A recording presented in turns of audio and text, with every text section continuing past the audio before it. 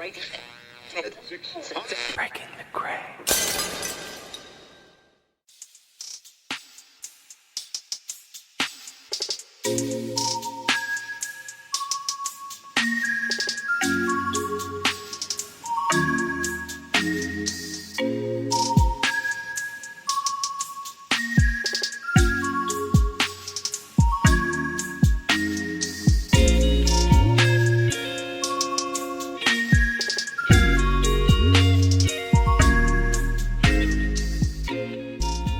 Sarah, what's the official definition of deja vu?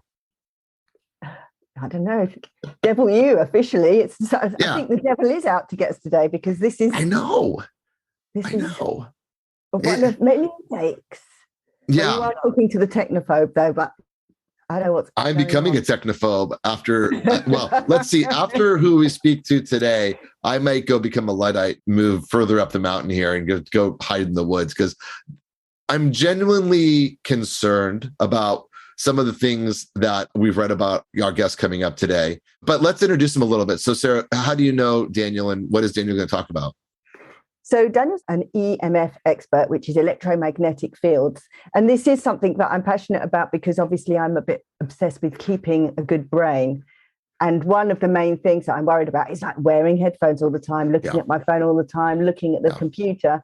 And I do use some of the products. He has a company, Defender Shield, which I use the products. So I'm generally interested to have him on to explain the science because actually it's not widely known. You know, it's very difficult to integrate physics into biology because it's just not done. They're two sciences that hardly ever meet. But in order to understand the biology, you need the physics. So I'm hoping he's a mechanical engineer. I'm hoping he's going to be able to bring us up to speed. I'm excited and also scared. Sarah, you know, there is so much to be grateful for. And one thing I'm grateful for is technology. When it works. When it works. We've had our struggles, but there you go. We're getting there. We're winning. We are winning. Tech. There is someone out there trying to stop season 3 from being heard, but we will not let them stop season 3 from being heard. I'm grateful you're here. I'm grateful you yet again brought another amazing guest. Should we jump into the guest, get going? Yeah, I think we should get going. I mean, I'm very excited. We have Daniel from Defender Shield to talk to us today. And this is one of my topics that's very close to my heart because, as you know, I'm constantly telling you about wearing your headphones, about EMFs, about all of these things that are going on. But I think having an expert on to explain, you know, why and the science behind that's going to be invaluable. So, hi, Daniel. Thank you so much for coming on. Well, Sarah, and you too, Russ. Thanks for inviting me on. I really appreciate it. It's great to meet you. It's our pleasure, I'm sure. So, Daniel, I have a question because I think it's hard for the everyday person to understand what devices are bad, what's causing all of these things. You know, in the back of a lot of your devices, you have all these little symbols that the electronics companies are supposed to tell you, and the tech companies are supposed to tell you. Are there ways for you to identify these devices that are potentially dangerous to you so you can put them far away? I'm just curious if there's an easy way to say, okay, wireless things, let's not have them on your head for 20 hours a day. Cell phones, keep them away. Are there devices we should keep at a distance from? No, there's not a list that clearly states what is dangerous and what may not be dangerous. But let's talk a little bit about it. A cell phone, anything that transmits out, a cell phone, it has Wi-Fi transmitters, Bluetooth transmitters, and cell phone transmitters. The rule of thumb is if you don't need it on, turn it off. I talk about it as bees in the room. One bee will kill 1,000. One bee won't kill you, 1,000 will.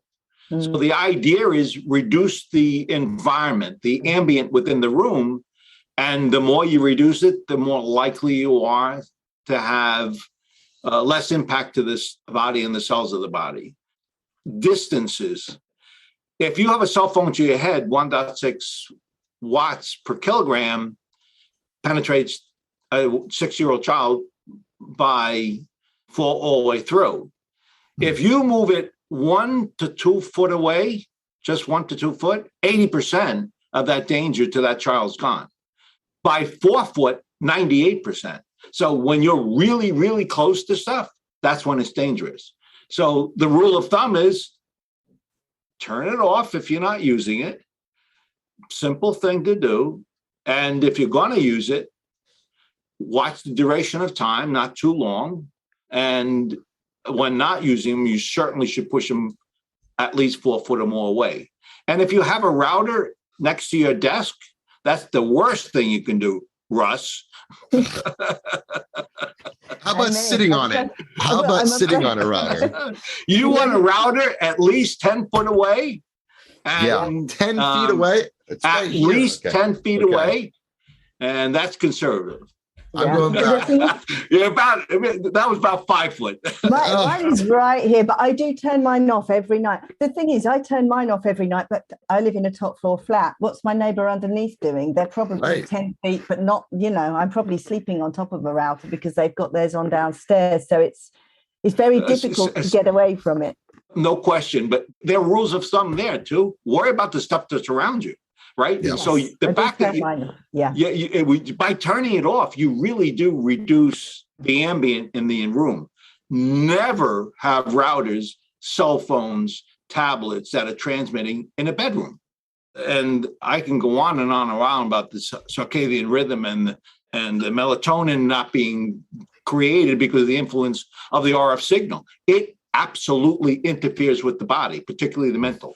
If you're extremely electrohypersensitive, for example, you're walking around and your brain is sleeping, and it can be where you're sleeping and your brain's walking around, beta versus other forms of waveforms. That is literally being created by the influence of an RF signal in the environment you're in. And that is a classic case of impact to electromagnetic radiation exposures to the electrically hypersensitive. So is there data for that, Daniel? Is there like studies that are being done on brainwaves? Yeah. And, it's funny. I was on a podcast talking to a really, really bright lady. And I said, get that stuff out of your room. It influences the sleeping pattern. And without the circadian rhythm, the mitochondrial repair and all that kind of other stuff that has to happen won't happen. And she was saying, oh, thank you so much for that information. And she didn't believe a word I said. And so like several weeks later, she called me up and she said, my husband and I took our cell phones out of our bedroom. We're sleeping throughout the night. So she says, you're absolutely right. And it is true. For some of us, it's a lot. For most of us, it's not. But there's a percentage, as I said, roughly 20%, that has some sort of reaction to the environment because specifically of electromagnetic radiation. I'm going to depart a tiny bit, talk a little bit about the other form of electromagnetic radiation, light. Believe it or not, there are LEDs in the monitor you're looking at right now that are generating light into the environment, right? And so ultraviolet light is literally where non-ionized radiation converts to ionized radiation. And ionized radiation is like an X-ray. If you keep the X-ray on too long, the cell will disrupt the cell to the point where it knocks out the electron orbit and charges the electron. And that's why it's so dangerous. It can kill you very quickly, and everyone knows it for life on end. It turns out non-ionizing radiation also can be dangerous in time, and science beginning to understand what those mechanics are, as we've been talking about a little bit now. But the cusp of that is ultraviolet light. Blue light, it's right next to it. So when you're sitting and you're looking at a monitor, a laptop, a tablet monitor, before you go to bed at night, what's going on? The back of the eye is looking at light that says it's light out. And there's a little cryptochrome protein that's in the back of the eye. That is the little switch that turns the melatonin on and off. So when you're looking at a tablet and then you decide to go to sleep, the reason you can't go to sleep is because the cryptochrome switch didn't go on.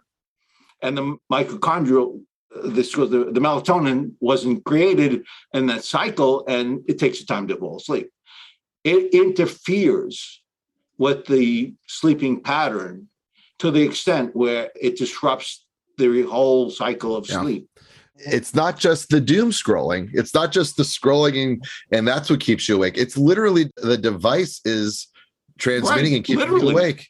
Wow. Right. Yeah. Literally. It's a triple whammy, really, isn't it? Because it's the blue light toxicity and the non-native EMF and probably the toxic content that you're looking at if you're kind of just, mindlessly looking at, or, especially late at night. Sarah, you actually make a really pretty good point. I don't know if you've ever thought about it this way, but the path to the brain is through the eye. It's almost just non-disruptive. It goes right through very readily. So if your room environment in your bedroom, for example, is high electromagnetic radiation levels, there's a flow through your eye. So it's not just the blue light, as you point out. It's also the EMF in the room. That's right. I'm more curious, too, around, are there things that you can use to prevent some of this? Like, are there, can I put a giant lead blanket on my daughter while she has the laptop on her lap? Like, are there things that we can do to prevent that? I mean, you can't stop a child from grabbing the electronic. I mean, I can watch over her constantly. What do we do? So, Russ, a point of fact, when you have ionized radiation, the way you shield ionized radiation is with lead. It turns out you can't shield ionized radiation with lead. You have to use other metals to do that. So there are ways of creating shielding, and that's in the market. But I always tell everyone, you really first need to understand your environment and manage that environment. If you do a good job of moving stuff away, turning stuff off, putting a router in the back corner of your home, not in the office space you're in, it will never bother you.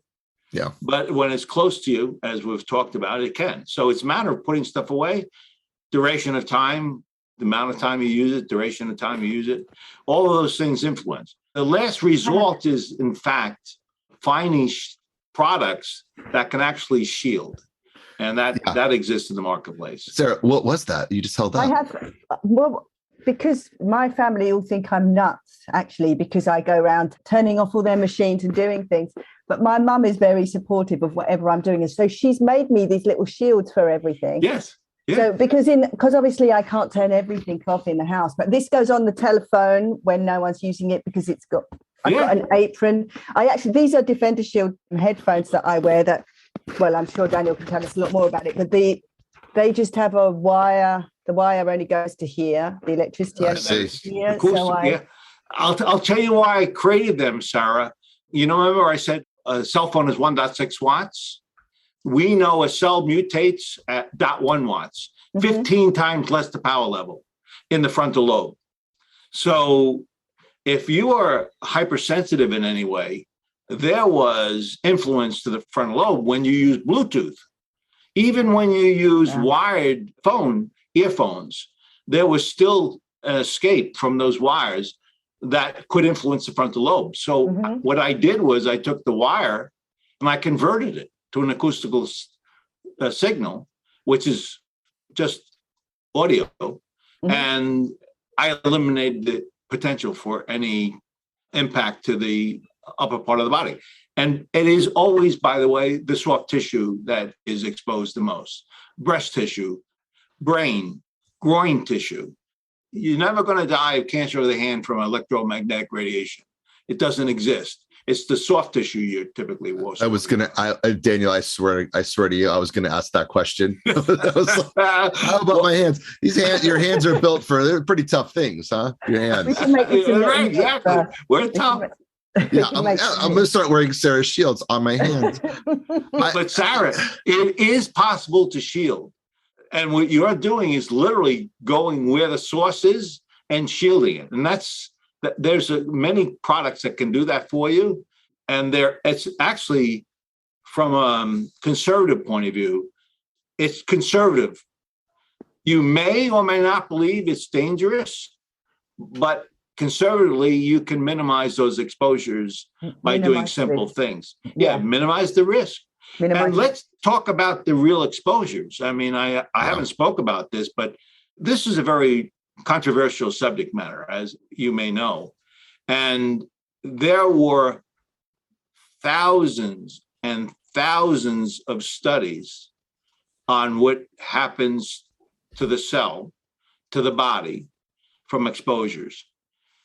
But they're not statistically significant. In other words, they don't have 10,000 people and they can say with the probability of 95% accuracy that this is true. So we've never had enough science. And look, we're not going to take 10,000 kids and lock them in a room and radiate them and see who dies. So it's not we do in science, right? And so it really has been difficult to find data. But a couple of years ago, actually 10 years ago or so more, there was a Ramazzani Institute out of Italy, which did an epidemiology study of the largest size populations that statistical significance could be determined. And they found elevated increases in frontal lobe cancer and heart cancers. And that was real. NTP, National Toxicity Program, which is the US federal government, they spent almost $30 million. They came up with the same conclusions as the Ramazzani Institute or vice versa. And so there is growing evidence, substantiated evidence, that there is those kinds of links.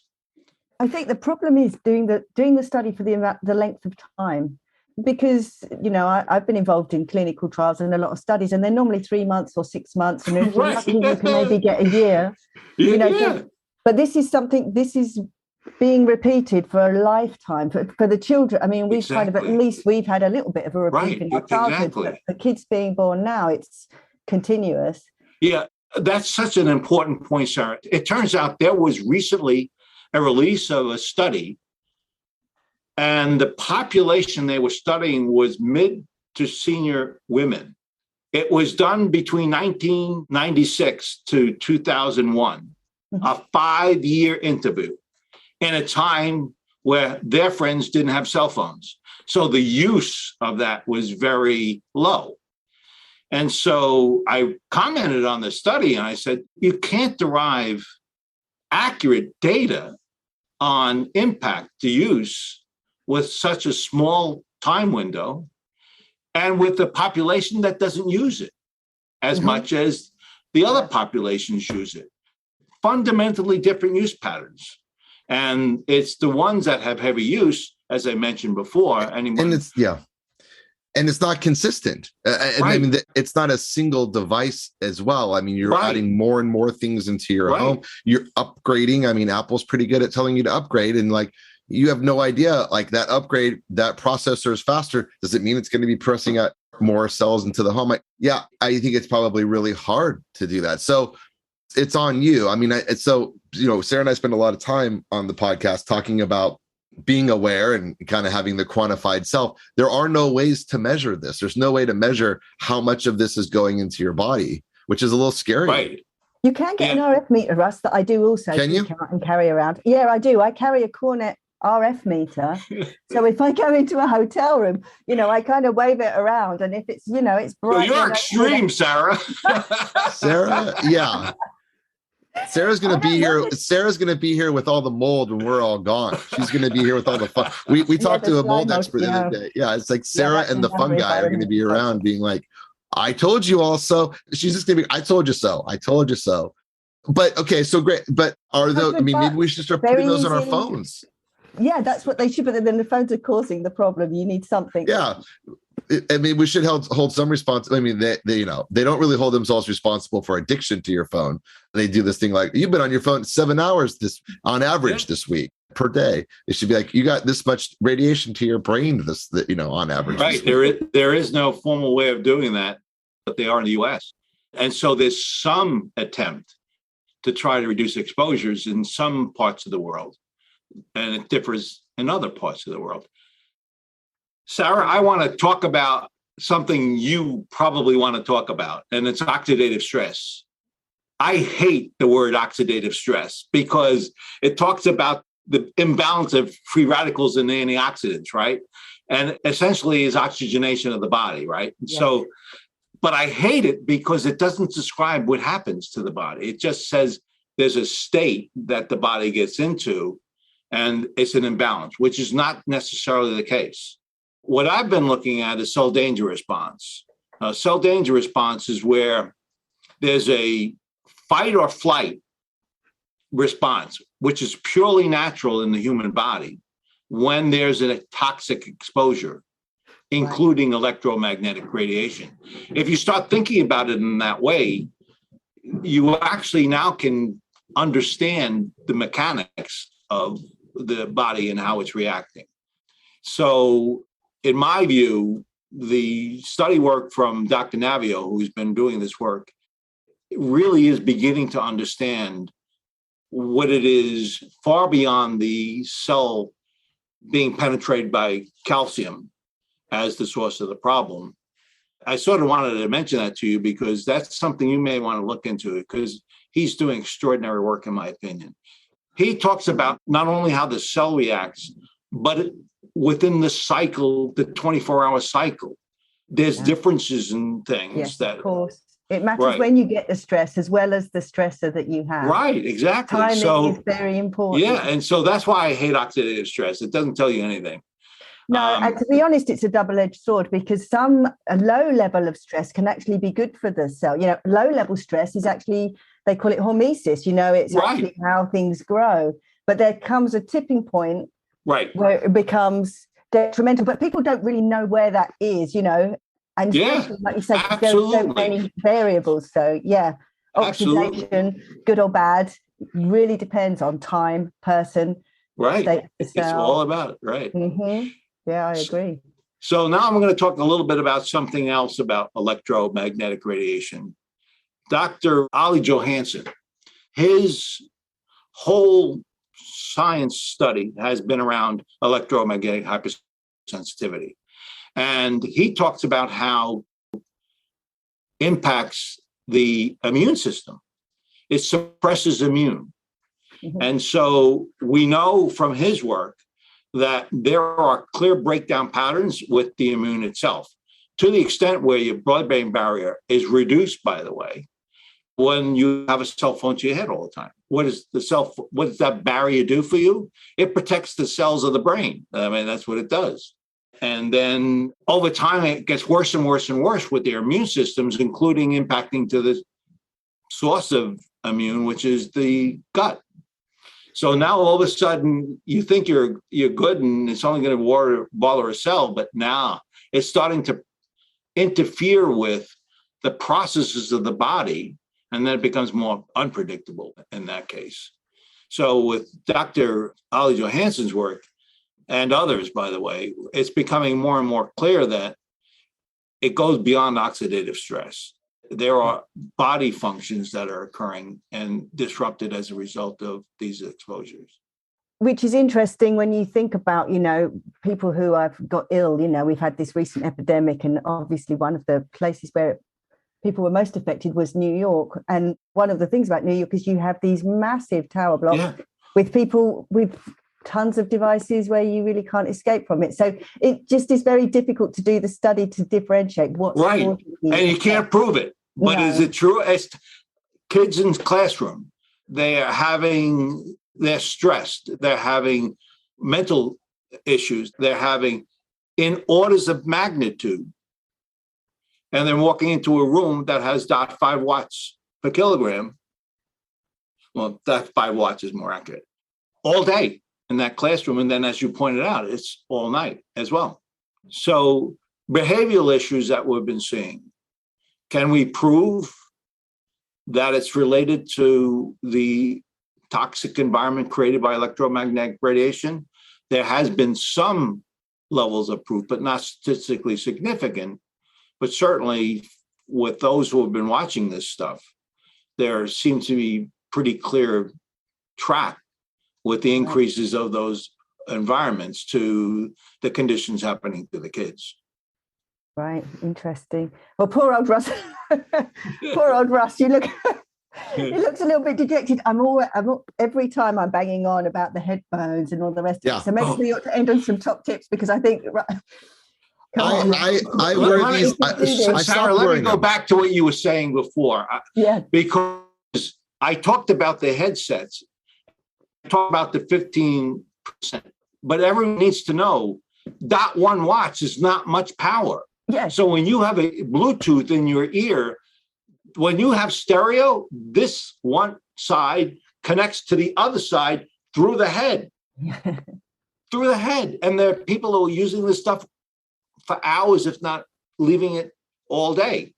And there is clear understanding of the potential dangers of that people need to be aware of. Yeah. I'm making a brain device at the moment, and that's one of my absolute criteria with the guys. And I'm actually working with a Dutch team of engineers. They're very, very good engineers, but they're very serious. And I know every time I walk in the room, I'm like, oh God, it's the team hacker that we've got to just appease.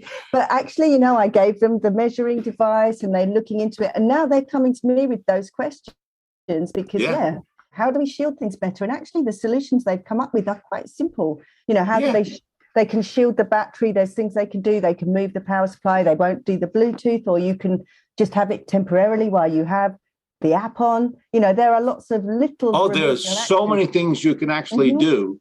And you don't really necessarily have to spend a lot of money to do it. No. It's just about knowing about it.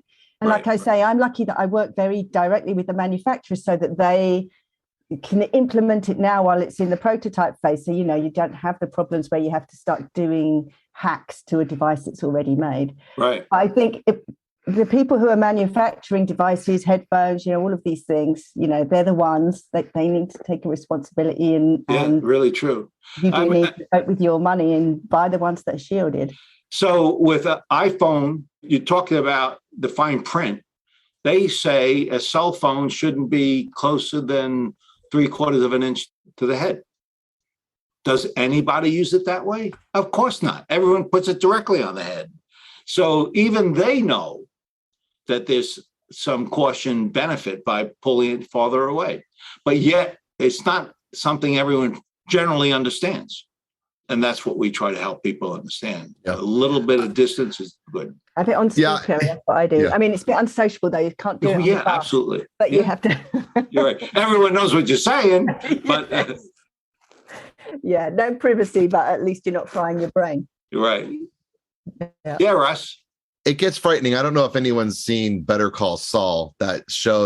It's the Breaking Bad show that it came before. It's the kind of precursor to Breaking Bad. And the brother in the show, he lives in the dark. He wears the blanket. He has no electronic devices in his home, no magnetic devices in the home. I mean, he lives his life in fear, right? He's locked in his home. He doesn't go to work anymore. And I could see how this could lead to a lot of people being like, I don't actually know what's safe and what's unsafe. And I'm telling you, Sarah and I have been doing this for 2 years now. And there's been a lot of stuff that's scared me and made me nervous. And I want to live to be 100. I just turned 50 this year. I'm like, okay, this should be my half-life, not like I shouldn't be, counting down the last 10 years of my life here. But this one scares me the most because I have 4 children. They are on their devices all day long and nobody takes it seriously. And people do think, hey, if they're putting it out and selling it, then it's safe. And it's not true. I mean, you mentioned early on about smoking cigarettes. They were selling you ads that you could, you were a man's man and a sexy female if you smoked cigarettes. It killed everybody. It was literally exactly. So what do we trust? What do we do? Right. And that's what scares me. Right. I don't know what to trust anymore. Yeah. Let me reinforce that, Rush. I work with a clinic that specializes in electromagnetic radiation hypersensitivity. And he gets fairly debilitated patients. One in particular I'm thinking about is he came in a wheelchair. He could not function fully by walking. And so he worked in a very heavy environment where was ELF, extremely low frequency stuff, as well as RF. So his was heavy, constant exposure. And this clinic goes after the brain first, and then the brain stem, and the day to night, night to day patterns. They begin working those kinds of things. They work at the brain stem because it's communications to the body itself, and then they go through making sure you're eating right, making sure you're exercising right, and then making sure you are conservative in how you work within your environment. And they begin building up and dealing with the impacts.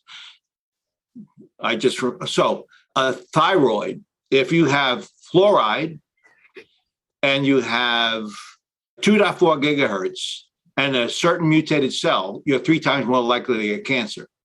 So there is fairly well understood scientific evidence that talks about very specific parts of the body.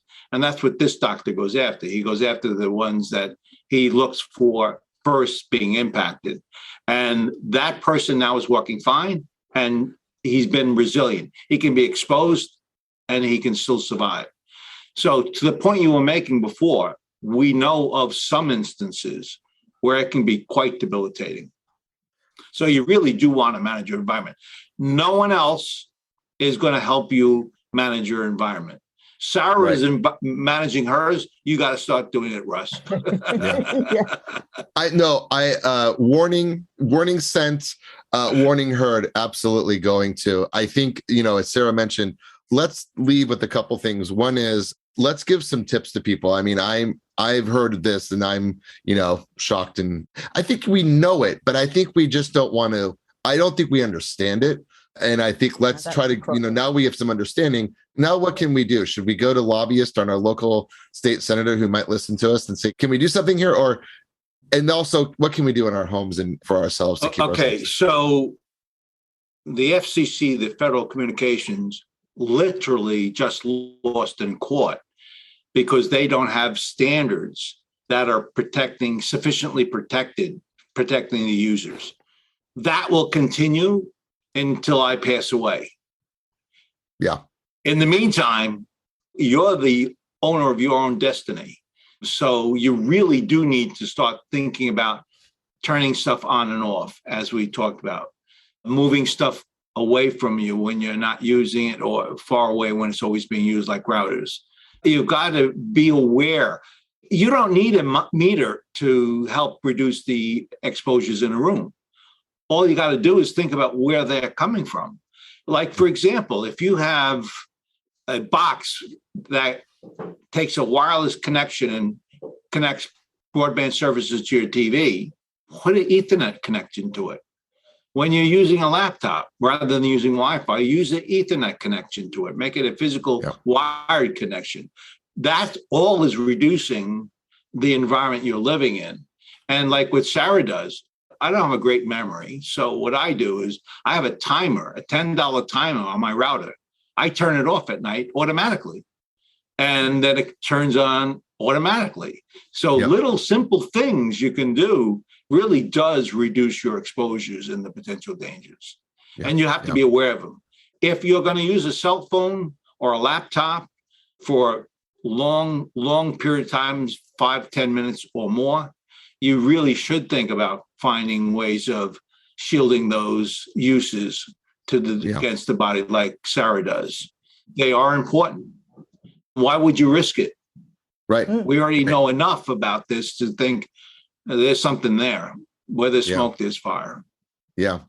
Fascinating and also alarming. So I think that lets the alarms go off. Daniel, you power, though. That's what we think. Knowledge is power. It's not about being scared of it. It's okay. Just do these little hacks. Right. You own the problem. Yeah. That's true. Yeah, you own it. Yeah. I own many of the problem. Yeah. No, it's true. It's true. Daniel, you mentioned early on, and may have gotten cut off, but you mentioned you wrote a book. And what was the name of that book again? It was Radiation Nation. Okay. Yeah. It talks about all the sciences, and we know from a well-documented science perspective, we know what the problem is. We define what all the problem is. We define all the kinds of impacts it can have on you. And so the goal was try to give you something that you could read and have a sense of where stuff is with as minimal biasness as possible. Great. No, it's fascinating. It's fascinating. And also, just in case we didn't capture this, you mentioned you got started because your wife said to you were watching your children with laptops on their lap saying, I want grandchildren. And you mentioned you don't have grandchildren yet. What can we do here? Should we put an announcement out? Something we need. Grandchildren are the gift. I have 4 children, and someone had told me the other day, like, I'm getting to the age now where it's like potentially grandchildren, but I'm praying to God, no. I need them to get jobs first. But like, aren't grandchildren the gift? Like, that's the gift we get as being parents. Is like, part-time parenting of getting children. But well, as the dad, I did my job. I protected the firm. I've done my job. That's right. That's right. You took the laptops off their lap. You told them. All right. Well, amazing. Sarah, I'll let you finish up. Well, thank you. I'm just going to say, I just want a little plug for Defender Shield too, because this is a product that I do use, which is one of the main reasons we got you on, because this is very, very simple hack. I have the headphones, but you have all kinds of other stuff on the website. So thank you for that. And thank you for the book, and thank you for being a guest on the show. It all just helps raise awareness. So thank you. Sarah, thanks so much for inviting me. Russ, I really appreciate it. I'm pretty passionate about this stuff. Yeah. And it's important for us to help people understand. This is not to be scared about. This is not to be worried about. It's just simply be aware of what it is and take actions to what you control. Yeah, simple as said. That. Yeah, well said. No. Brilliant. Yeah. Thank. And Daniel, do you have a website or anywhere where we can send people? Absolutely. DefenderShield.com is where we have a large cross section of products that protects the human body anytime there's electronics that we use. And where we started, I built my son's this laptop, a Defender Pad. Because I'm a mechanical engineer, I sort of tried to figure out what the problem was and bring a solution. And it turned out that the technology that I created was portable to cell phones and other devices. And I remember listening to, the reason why I began expanding it is because there was a 16-year-old girl who wanted a cell phone. And there was a story about she used it for a year and she had frontal lobe cancer within a year and passed away. And I said to myself, my God, I know I can stop that with the technology we have. And then we just kept on building more and more stuff that can be used. If you use stuff around you for a long period of time, take an action to try to protect you with something that can mitigate that signal. Yeah, well said. And thank you for protecting us. I much appreciated. So thank you. Thank you. Thank you so much. And yes, we will be getting the book. And hopefully we'll chat to you again. The Rebel Scientist podcast is a Breaking the Gray production, hosted by Sarah Turner and Russ Eisenman. Audio production by Dave Visaya and the podcast engineers. For more information and for our biohacking shopping guide, visit rebelscientist.com. To hear more incredible Breaking the Gray production podcasts, visit breakingthegray.com. That's gray with an E, breakingthegray.com.